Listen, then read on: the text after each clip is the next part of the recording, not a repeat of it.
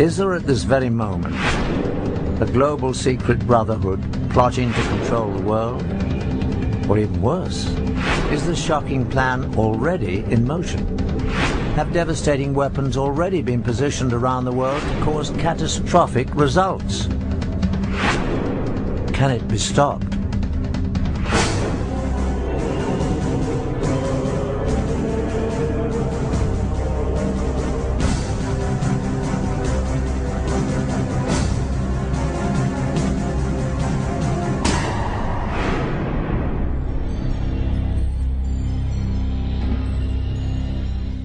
Hello, I'm Patrick McNee.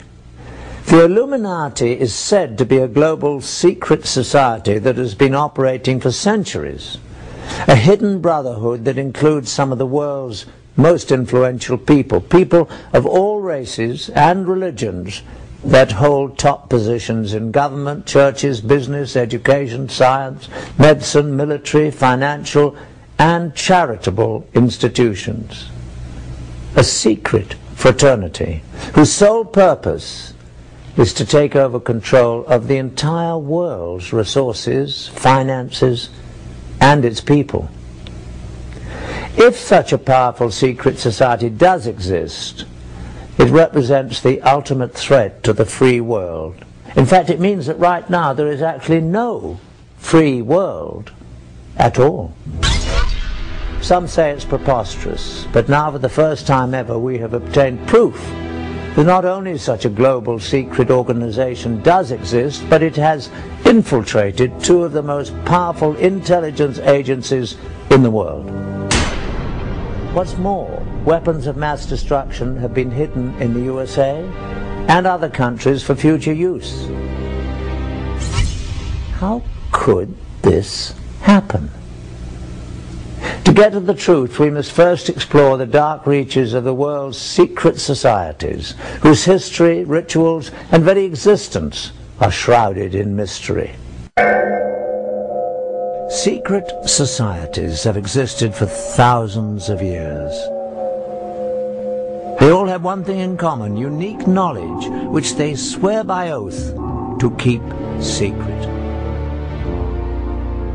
For armed with this knowledge, limited to themselves, they believe they can control others. One of the earliest secret societies still exists today, the Masons. It is believed that its origins date back to ancient Egypt, when only a select guild of stoneworkers possessed special mathematical knowledge necessary for building the pyramids. Throughout history, Masons kept their methods to themselves so that only they could build the great structures throughout time that still stand today. First, the pyramids, and on to the great castles and cathedrals of Europe. But secret societies were not limited to tradesmen. The word assassin has its roots in a secret brotherhood of Shiite Muslim warriors that controlled northern Syria during the time of the early Crusades in the 11th century. Their speciality, they had perfected the art of killing. The sect was founded by Hassan-i-Sabar, called the Old Man of the Mountain, who ruled from a remote stronghold. Hassan indoctrinated his devotees with the promise that if they fought and died for Allah, they would live forever in paradise, full of heavenly and earthly pleasures. He used the gruesome power of torture and murder to give his teachings special impact and assure complete discipline and devotion. Hassan gave hashish to his fanatical disciples to induce a feeling of invincibility before sending them on suicide missions. Hence the name assassin was derived from the word hashashin, or hashish user. By 1100, the assassins were said to number over 70,000 fanatically devoted members. About the same time in history, another secret brotherhood was created, the Templars. The Prieuré de Sion, Priory of Zion, was a chivalrous fraternity created in medieval France with the purpose of preserving the Merovingian bloodline and returning them to the throne of France. Their official headquarters was the Abbey of Notre-Dame du Mont de Sion in Jerusalem.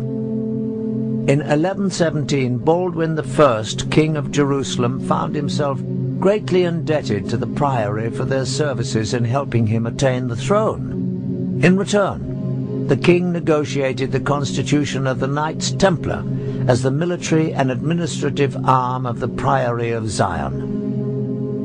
The Knights Templar had been created 10 years before for the purpose of safeguarding pilgrims on the road to the Holy Land. During their time in the Middle East, the Templars had contact with the Muslims, including the Assassins. In fact, after the Crusades, because of the enemies they had in common, the Assassins took refuge among the Templars, imprinting the Christian soldiers with much of their fanatical and deadly ideas.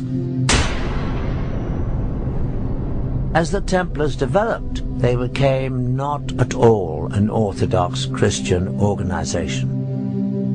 But their secret rituals and doctrine were much more mystical, heretic, and occult-oriented.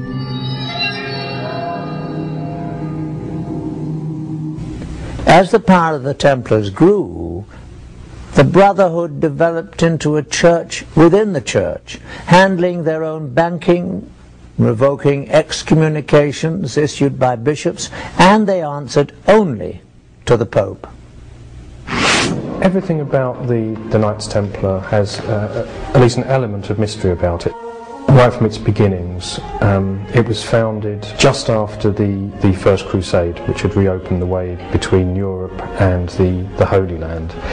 And in about 1118, 9 French knights, all of whom were connected with the court of the Count of Champagne, went over to the Holy Land with this mission, they said, to protect the roads and the pilgrimage routes, to make them safe for pilgrims who would now be able to visit the holy places.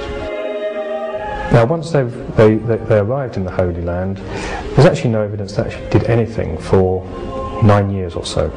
And right from the beginning, there's something that doesn't quite connect, and there's other evidence that this mission of protecting the pilgrimage routes was actually just a cover story. They actually went there for another reason. For some reason, these 9 knights thought that there was something to be found there. There's certainly evidence that they excavated beneath the Temple Mount. Archaeologists have actually found Templar artifacts from those excavations. As it turns out, the Templars spent very little time on the roads at all. Most of their 9-year stay was spent digging out old tunnels under the Temple Mount, the original site of the biblical Temple of Solomon. What were they looking for?